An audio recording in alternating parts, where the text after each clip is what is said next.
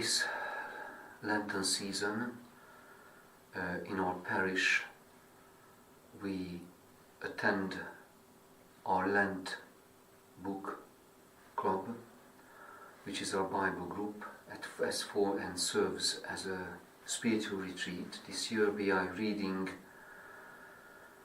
Lent with the Beloved Disciple by Michael Marshall. I would like to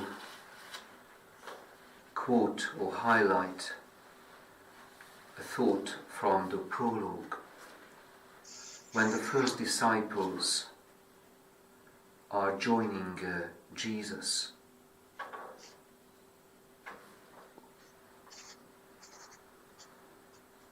On the occasion of that meeting with Jesus, the two disciples of John the Baptist were not seeking just a casual chat at the roadside. Rather, they wanted to sit at Jesus' feet for an extended time of listening. Sitting at Jesus' feet and listening to him at an extended time of listening. After the encounter, the very first next morning, Andrew rushed to see his brother Peter, claiming that he had found the Messiah. In Hebrew or in Greek, the Christ.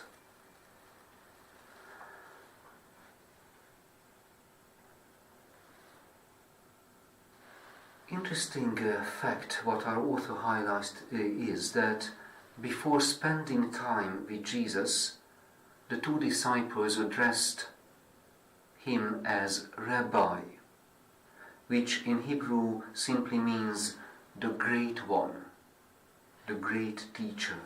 It was a general term for a respectable teacher at the time. However, after that personal encounter with Jesus, such a title no longer fits to describe their experience.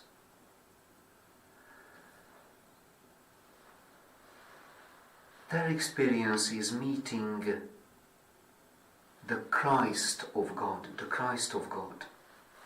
And this is the point I'd like to highlight from our meditation. As time passed, they came to realize that as disciples, they would be required not only to follow the example of Jesus, the cousin of John the Baptist and the great teacher, but much further, and to follow him as the Christ of God, as the way, and all the way to the Father. So, at the beginning of our Lenten journey, we are really challenged whom we are following. What does it mean to follow Jesus as the Christ of God, as the Anointed One, as the way, as the only way which leads to the Father? How does it transform or alter our identity as baptized Christians when we are called to follow the deepest, the richest, the most meaningful person, the Son of God, the Christ of God? It is our relationship about the living Messiah, the risen Lord. And against the background of this challenging question, it is a bit easier to see what's going on in our life, in our lives, in our personal lives, or in the world. If we are followers of the Christ of God, in that case, we cannot be satisfied by passively listening to the news and hearing about the wars which are waged at the moment. As the followers of the Christ of God, in our heart, there surely must be a clear answer to the war hysteria which is spread in the media, that we have to build new armies, we have to be ready for wars against the Martians, those red, wicked, evil people coming from Mars. ...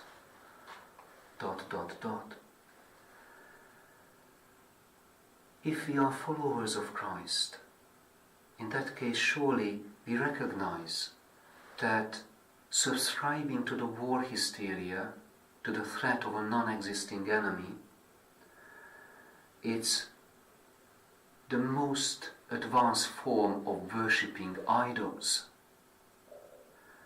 actually worshipping Satan, for the simple reason that idol worship means that I trust in something because we don't accept that God's providence is the greatest. When we give in fear on a personal level or anxiety, or where we give in to the war propaganda, that we really must be afraid of the wicked coming enemy, it's idol worship, because we don't believe that God's providence is more powerful than our fears. But it is just only one example from my own personal perspective. Our first reading from Deuteronomy very powerfully stated, I set before you life or death, blessing or curse. Choose life then, so that you and your descendants may live. And in the Gospel, this is one of the most powerful sentences which can come only from the Christ of God as our teacher. What gain then is it for a man to have won the whole world and to have lost or ruined his very self?